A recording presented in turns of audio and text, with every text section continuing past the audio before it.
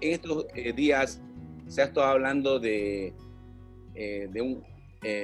supuestamente un nuevo impuesto que se estaría creando para actividades relacionadas a servicios digitales, ¿no? Pero cabalmente ha emitido un comunicado el Servicio de Impuestos Nacionales indicando que se trata de una actualización de la clasificación de actividades económicas dentro del padrón de contribuyentes. Coméntenos esto, licenciado Cazón, exactamente en qué consiste lo que ha hecho recientemente Impuestos Nacional. Bueno, muchísimas gracias, Efraín.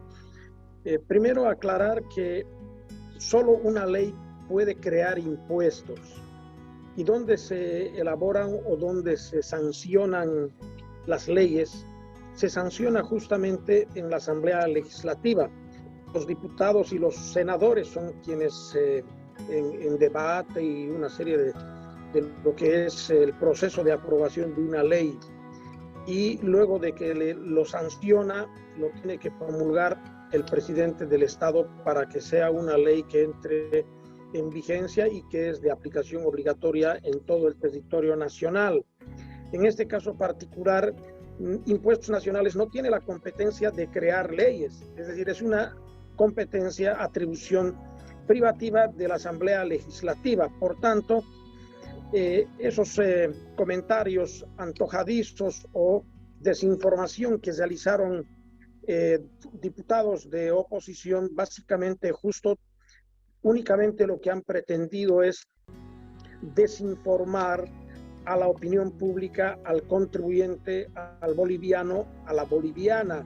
La resolución normativa que ha emitido Impuestos Nacionales, que es la 10210020, lo único que ha establecido es actualizar el clasificador de actividades económicas de Impuestos Nacionales, tomando en cuenta además el clasificador de actividades económicas de Bolivia.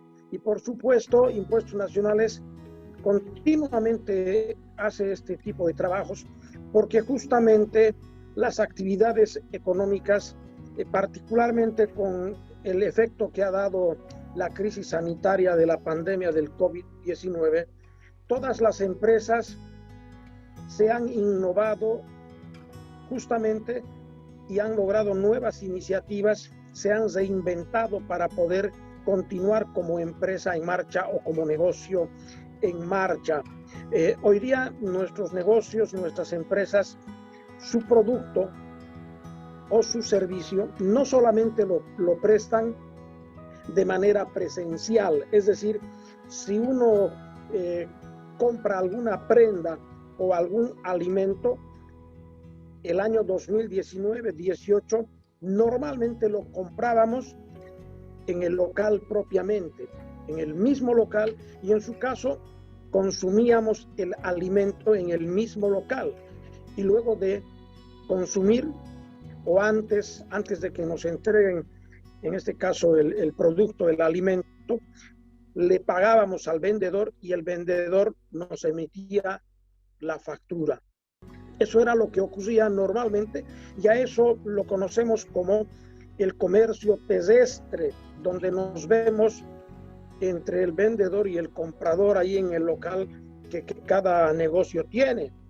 Hoy día con la pandemia, como estoy señalando, se ha innovado pues y ha habido una iniciativa de parte de las empresas, de los negocios, y hoy día por efecto de la pandemia ya no solamente se vende en el local el alimento, la vestimenta o cualquier otro bien. Hoy día, ¿qué hacen las empresas y los negocios? Ya nos venden los bienes o los servicios a través del Internet. Y cuando nosotros, los consumidores, compramos bienes y servicios a través del Internet, también pagamos vía Internet con tarjeta de débito, con tarjeta de crédito. Y ahí no hay ninguna diferencia, ¿no? Lo único es que no nos estamos viendo entre el comprador y el vendedor, y por supuesto el vendedor nos emite la factura, y entonces continúa pagando lo que hoy día está pagando, lo que establece la ley 843, y la ley 843 ya es de bastante data, es prácticamente del 20 de mayo del año 1900 86.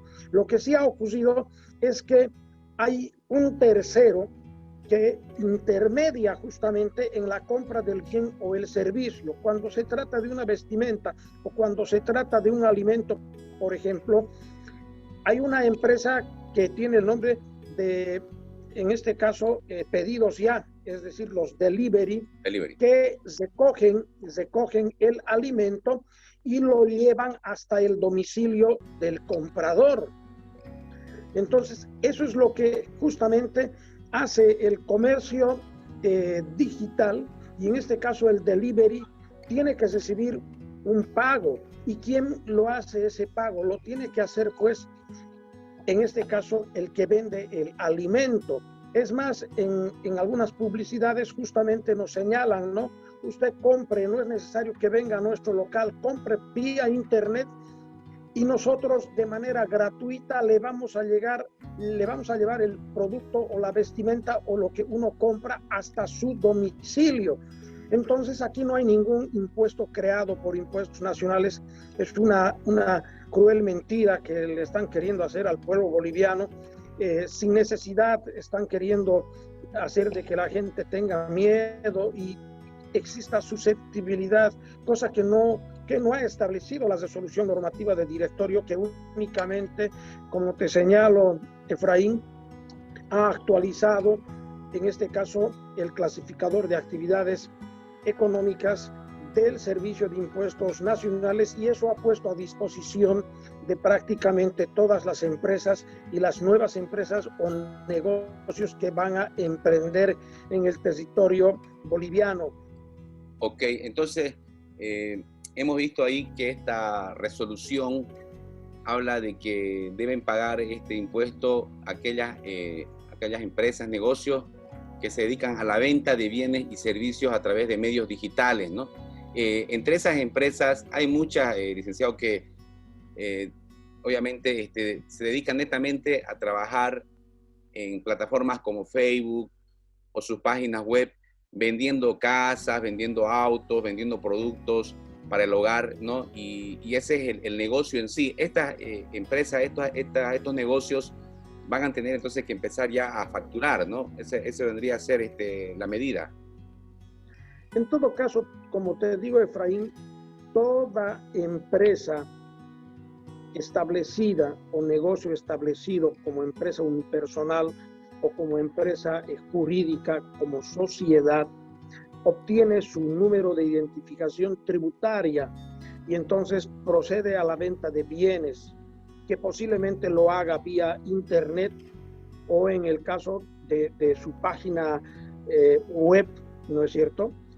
Pero ya hace la venta de esos bienes en su local, y si lo va a realizar a través del internet, entonces también tiene que facturar. Es decir, no hay diferencia, pues, Efraín, en el ejemplo que te decía, comprar un alimento en el local y consumirlo, o finalmente comprarlo para llevarlo a tu domicilio para que lo puedas consumir con tu familia.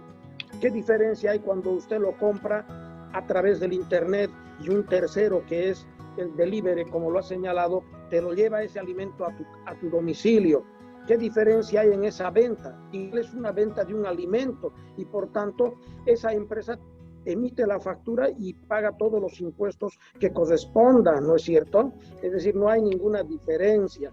Lo que sí quiero puntualizar, si por ejemplo hay una persona X que por el Face, y en el Face hay el Marketplace Face, ¿no es cierto?, de una persona natural que quiere vender su televisor usado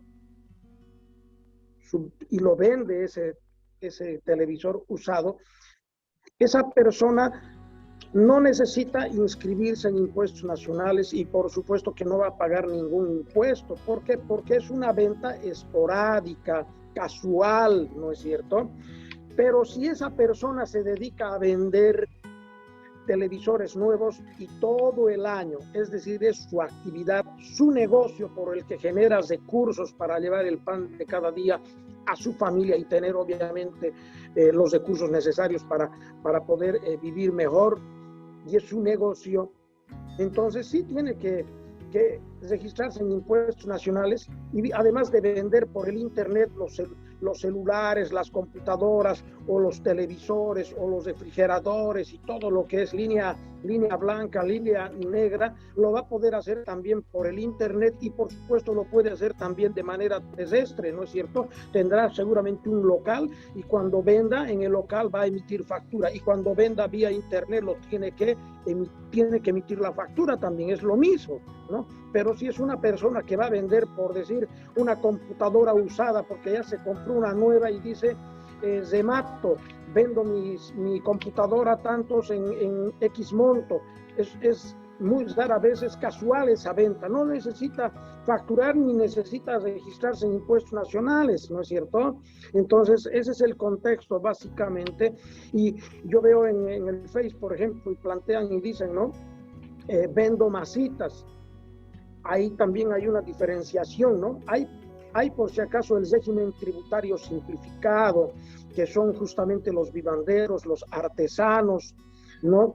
Que tienen un capital mínimo de 12,000 hasta 60,000 bolivianos. Esas personas, obviamente, hoy día con seguridad deben estar vendiendo también posiblemente por el internet, pero el régimen tributario simplificado no emite factura, es un régimen especial y por tanto esta nuestra normativa no les afecta a ellos. Esto afecta a aquellas empresas que emiten factura y que tienen pues actividad justamente, si quiere, en cantidades y son empresas bastante grandes, ¿no es cierto? No podemos comparar a un vivandero con una persona natural que vende cantidad de computadoras o cantidad de lavadoras, de refrigeradores, televisores, es decir, línea blanca, línea negra, ¿no es cierto? Entonces, esas personas, por supuesto, hoy día están inscritos y los que van a comenzar a hacer ese tipo de actividad obligatoriamente tienen que sacar su NID en impuestos nacionales y su actividad será la venta de bienes y servicios a partir de lo que es el comercio terrestre en el propio local o en su caso a partir también de la venta que puedan realizarlo a través del internet y eso no significa pues crear impuestos, los impuestos ya están ahí vigentes, como te estoy señalando, Efraín, desde el año 1986. Perfecto. Bueno, también estaba en debate, estaba la gente preguntando con referencia a los denominados influencers, estos que tienen sus sitios, sus páginas en Facebook, en Instagram, los youtubers, ¿no? Que reciben un pago por hacer una publicidad, una promoción, ¿no? De un producto, de una empresa, de una marca. ¿Ellos también van a tener que emitir este tipo de factura? Para que en este caso Instagram o en este caso Face le pague a ese influencer o esa persona que hace justamente el documento, tiene que por lo menos tener una cierta cantidad de seguidores, ¿no es cierto? Y a partir de ellos recién le abona el Face un dinero a este influencer, ¿no? Aquí, en este caso, el Face, que tiene su base y es una empresa de Estados Unidos, le abona directamente a ese youtuber o a ese influencer. Ahí no paga ningún impuesto. ¿Por qué? Porque quien le paga es una empresa de Estados Unidos y nosotros no controlamos a los contribuyentes de otros países, ¿no es cierto? Entonces, de ese lado no corresponde, pero inclusive ese influencer o ese youtuber puede ser una persona que radica en Perú, que radica en México y particularmente en Colombia, que creo que son donde hay más influencers o youtubers. Y por tanto, nosotros como impuestos nacionales, ¿qué podemos hacer contra esos influencers que radican además en este caso en Colombia o en Paraguay? Absolutamente nada, ¿verdad? Pero también hay influencers que están en Bolivia. Y voy a poner un ejemplo. En la Feria Internacional de Cochabamba, Cruz, ha sido contratado por Conteco para que asista a la Feria de Cochabamba y pueda ahí sacarse imágenes, fotografías con la gente o los jóvenes que se apersonaban, en este caso al stand de Conteco, ¿no es cierto? Y este youtuber Si es la primera vez que viaja y recibe un dinero que le paga, en este caso, en el ejemplo, Comteco, este youtuber no tiene por qué inscribirse en impuestos nacionales, no tiene que sacar el NIT, y en este caso Comteco le paga al youtuber, y por mandato de la ley 843, que señalo nuevamente y reitero, Efraín, es de 1986, Comteco le paga, pero Comteco les retiene un impuesto, es la retención del IUEB, ¿no es cierto? Impuesto a las utilidades, porque está pagando Comteco a una persona que no emite factura, y eso, por si acaso, está en la ley 843 desde el año 1986, porque si no hace eso Comteco, ese gasto no es reconocido por impuestos nacionales cuando se hace la liquidación del impuesto a las utilidades, ¿no es cierto?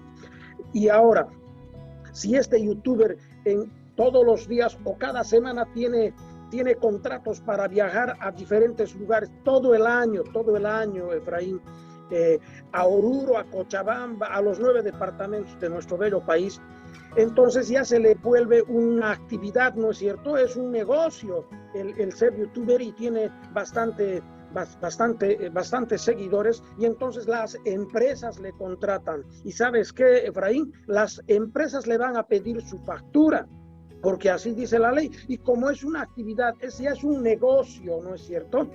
Entonces ya ahí va a tener que sacar su NIT y emitir su factura para poder entregar la factura a Comteco. Aquí en Santa Cruz entiendo que es Cota, si no me equivoco, ¿no? Entonces es de esa forma como se tiene que hacer el análisis, ¿no es cierto? Y por supuesto, respondiéndote a la pregunta también, normalmente estos youtubers o estos influencers tienen una página, como bien tú lo has dicho, y si coloca la publicidad de impuestos nacionales en ese su fanpage, en esa su página, y si coloca la publicidad de Coca-Cola, de Paceña, de Taquiña, y no cobra nada, no tiene ingreso, ¿no es cierto, Efraín? Porque no está cobrando nada. Pero si cobra y coloca ahí en su página publicidad de impuestos, no sé, de otras empresas, y lo hace de manera mensual, ¿no? Entonces sí tiene que obtener su NIT. Si ese youtuber es una sola vez que recibe ese pago de una X empresa, o es la única vez que coloca en su fanpage una publicidad una vez al año, entonces no es una actividad regular, entonces quiere decir que ha sido casual, que ha sido una sola vez al año o 2 veces al año, y por tanto no necesita, cuando es casual, no necesita inscribirse a impuestos nacionales, y por supuesto no necesita emitir factura ni va a pagar ningún tipo de impuesto. Esto que te estoy señalando, Efraín, está vigente en la ley 843, como te digo, y en sus reglamentos desde el año 1986.